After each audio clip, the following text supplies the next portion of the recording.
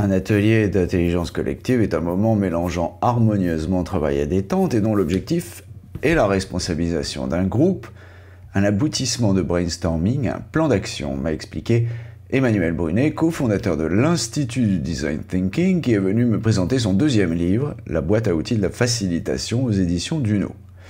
Parmi les 65 outils présentés en détail dans cet ouvrage, j'ai demandé à Emmanuel d'en extraire 4, le brise-glace, le parcours client, l'organigramme relationnel et le fameux brainstorming.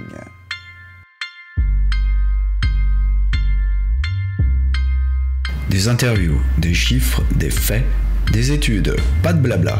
Ce sont les podcasts de Visionary Marketing, disponibles sur toutes les bonnes chaînes de balado-diffusion. Bonjour, je suis Yann Gourvenec, vous êtes bien sur les podcasts de Visionary Marketing. Le sujet du jour, l'intelligence collective avec 4 outils issus de la boîte à outils de la facilitation de Duno.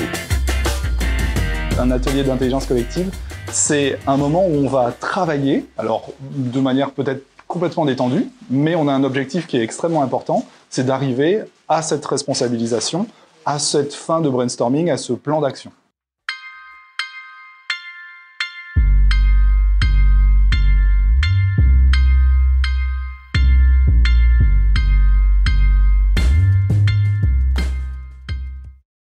Je suis Emmanuel Brunet, je suis cofondateur de l'Institut du Design Thinking et je viens vous présenter mon deuxième livre qui est La boîte à outils de la facilitation aux éditions Duno.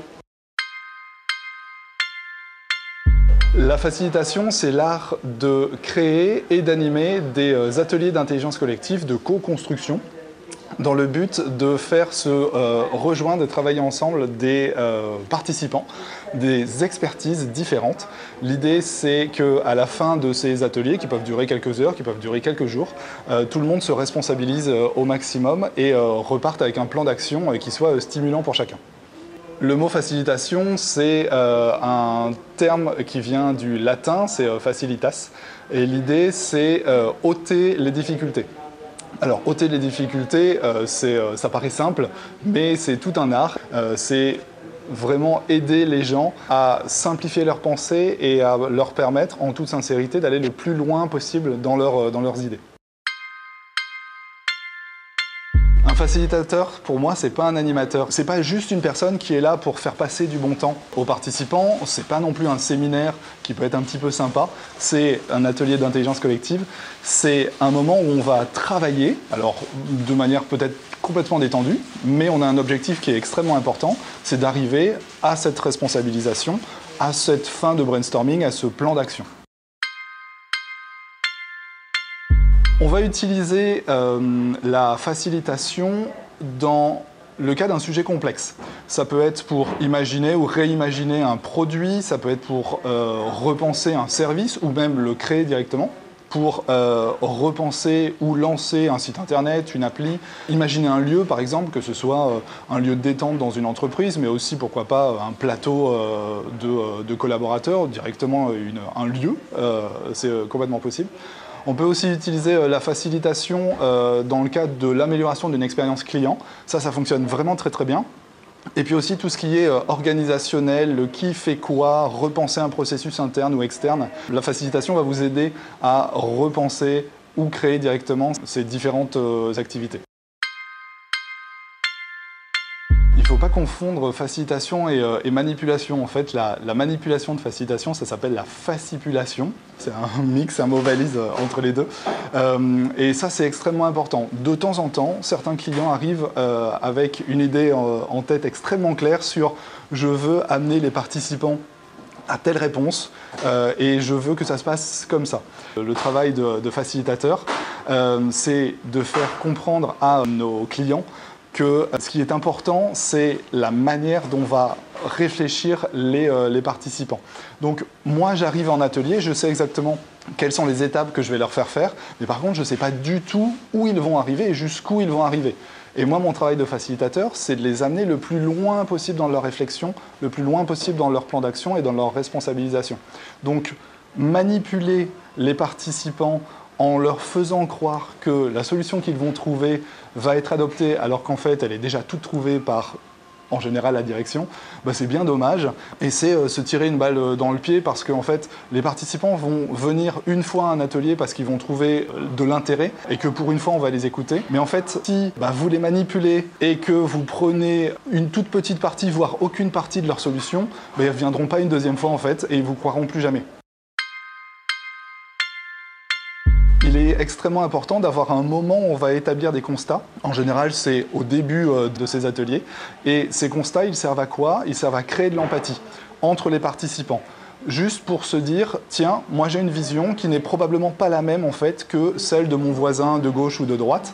Et ça fonctionne extrêmement bien quand on arrive dès le départ à faire que le groupe et chaque participant comprennent les points de vue des autres. Donc on aura besoin de chaque expertise de chaque participant.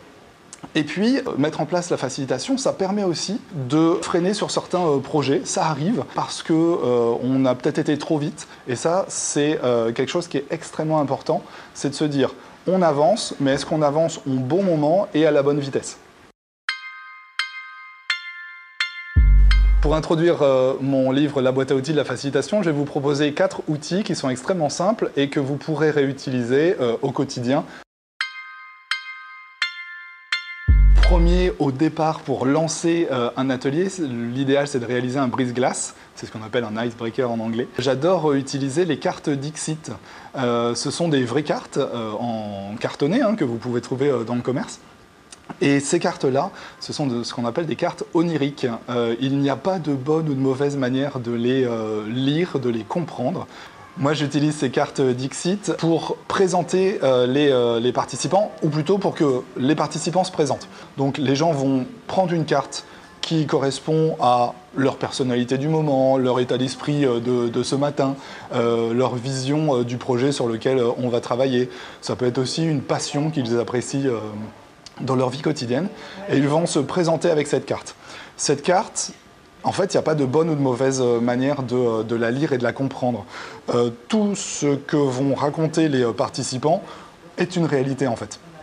Et donc, ils vont prendre soit la carte pour l'image qu'elle va représenter selon eux, soit ils vont prendre la carte pour un petit détail qui va leur faire un tilt en fait. Ça permet de sortir un petit peu des sentiers battus comme mon nom, mon prénom, mon âge et mon poste. Et voilà mes attentes. On peut aller un petit peu plus loin et faire découvrir des choses un peu plus intéressantes. Et une autre manière d'utiliser ces cartes Dixit, c'est de mettre les gens en binôme, donc des gens qui se connaissent bien, et de leur demander de trouver une carte qui correspond à l'autre personne du binôme. Et ensuite, ils vont se présenter. Et donc, dès les premières secondes, vous prenez une vague de bonnes ondes. Et ça, c'est vraiment très apprécié par les participants qui se disent dès le départ, tiens, on va travailler, mais d'une manière complètement différente. Et ça met les gens en confiance dès le départ. Le deuxième outil que je voulais vous présenter s'appelle le parcours client. Le but du parcours client, c'est de diviser ce parcours en différentes étapes sur lesquelles va passer donc ce client ou cet utilisateur ou ce collaborateur. Pourquoi est-ce qu'on divise en plusieurs étapes? En fait, c'est pour obliger le cerveau à réfléchir en profondeur sur chacune des étapes et ne pas penser au projet en globalité. C'est beaucoup plus simple et on va passer suffisamment de temps sur chacune des étapes pour demander aux participants qu'est-ce qui va, et donc on va leur demander de matérialiser ce qui va bien et ce qui doit être gardé dans le plan d'action. On va leur demander de le matérialiser sur des post-it verts. Et puis, ce qui ne va pas, sur chacune des phases du parcours client, on va leur demander de rédiger ce qui ne va pas, selon eux, en toute sincérité, sur des post-it roses. Et on va demander aux gens de coller ces différents post-it en fonction des phases du parcours client. Il y a aussi une autre façon de faire, ça s'appelle la cartographie du parcours client. En anglais, c'est la User Customer Map. On peut aussi insérer des émotions, et c'est ça qui est aussi intéressant, directement dans un parcours client préétabli. Les émotions du client, pour savoir s'il est heureux et content sur certaines phases, et puis si il ressent des irritants, et puis c'est sur ces irritants que l'on va faire un focus et que l'on va prioriser pour pouvoir trouver une solution tous ensemble. Le troisième outil que je voulais vous présenter, c'est l'organigramme relationnel. Il permet de ne plus travailler en silo. Ce qu'on va faire, c'est qu'on va reprendre un organigramme un peu classique de l'équipe et on va bien vérifier que les solutions qui ont été trouvées, les tâches qui vont être réalisées, sont réalisées plutôt de manière horizontale que de manière verticale, ce que l'on a l'habitude de faire un petit peu naturellement. Et on va se forcer à faire travailler des personnes peut-être de services différents ou des personnes ayant des statuts hiérarchiques volontairement différents. Un facilitateur peut d'ailleurs ne pas être le chef de projet, ça peut être même un stagiaire. L'idée, c'est que tout le monde se sente stimulé par la tâche qu'il va devoir réaliser. Donc on n'est plus vraiment dans cette idée de hiérarchie avec le chef, le sous-chef et puis des gens qui font. Tout le monde va être amené à faire quelque chose qui va le stimuler, qui va l'intéresser. Et c'est ça aussi le but d'une bonne facilitation, c'est que ça fonctionne de cette manière. Évidemment, si le groupe se sent bien et si on est toujours sur cette idée de « je travaille sur un projet qui va m'intéresser », ben on va simplifier les choses et quand on est stimulé, quand on est intéressé, ben forcément on travaille beaucoup mieux ensemble. Le quatrième outil, un des plus importants, c'est de savoir aussi comment faire un bon brainstorming. On a tous fait des brainstorming où on était enfermés entre quatre murs et puis globalement c'était le chef qui disait « bon ben, sortez vos idées, on a 30 minutes pour trouver l'idée innovante du siècle. » Bon, bah ça, on sait que ça ne fonctionne pas et qu'on n'arrive pas à se positionner sur des idées très intéressantes. Dans le bouquin, il y a plus d'une quinzaine de brainstorming qui permettent à chacun déjà de se poser en silence face à ses propres idées et ensuite de les partager en ayant l'apport des expertises de chacun. Et ça, c'est hyper important, c'est-à-dire que faire venir les participants avec leur expertise et que chacun puisse amener ce qu'il connaît sur chacune des idées de chacun, ben c'est ce qui fait que les idées vont être beaucoup plus intéressantes, beaucoup plus profondes, plus stimulantes pour chaque participant et ensuite on va pouvoir les prioriser pour les mettre dans un plan d'action.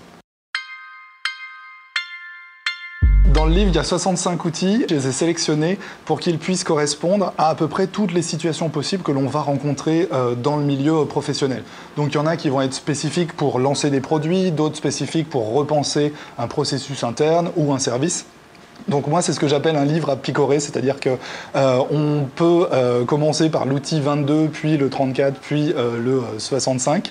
Il n'y a pas d'ordre spécifique. Vous pouvez piocher, lire pendant 5-10 minutes un outil qui est sur 2 pages, et puis ensuite le mettre en œuvre quasiment tout de suite après. C'est l'intérêt de cette collection, la boîte à outils, et c'est pour ça que ça fonctionne extrêmement bien. On va pouvoir piocher, picorer comme on veut. Des interviews, des chiffres, des faits, des études, pas de blabla. Ce sont les podcasts de Visionary Marketing, disponibles sur toutes les bonnes chaînes de balado-diffusion. Surtout, n'oubliez pas de mettre une bonne note à ce podcast si vous l'avez apprécié.